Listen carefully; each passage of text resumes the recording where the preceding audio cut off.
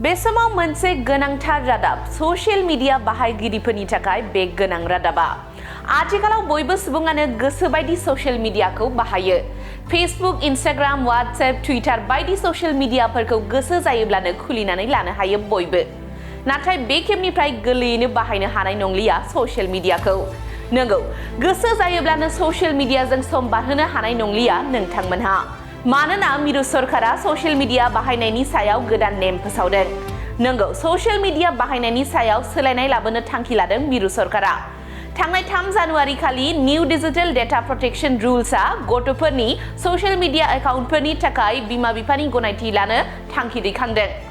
नंगौ 18 बोसोर बैसोनि उन्दै गथ'साफोरनि ससियेल मिडिया बाहायनायखौ लानानै गोदान नेम खान्थि थिसननो थांखि लादों सरकारा फोसावनाय बायदिब्ला 18 बोसोर बैसोनि उन्दै गथ'साफोरा ससियेल मिडिया एकाउन्ट बाहायोब्ला गिबियावनो बिमा-बिफानि गनायथि लाग्रोनांगोन आरो बेनि सायाव मोनसे ड्राफ्ट नेमफोरखौ फोसावदों जेराव नोगोरारिफोरखौ अजद दैखांनाय आरो सुबुरुन होनो थाखाय हांख्रायहरनाय जादों जुदि नोंथाङा सरकारा लानाय बे थांखिनि सायाव फिनजाथाय होनो गोसोब्ला mygov.in आव हाबनानै हरनो हागोन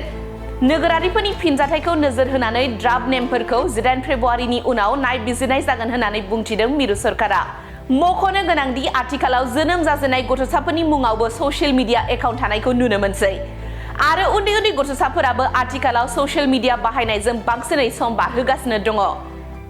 गथ'साफोरनि मोजां इयुनखौ हास्थायनानै बे थांखिखौ फोसावदों मिरु सरकारा नोंथांमोना मिरु सरकारा लानाय बे थांखिनि सायाव मा राय होगोन mygov.in आव थांनानै फोरमायहरनो हागोन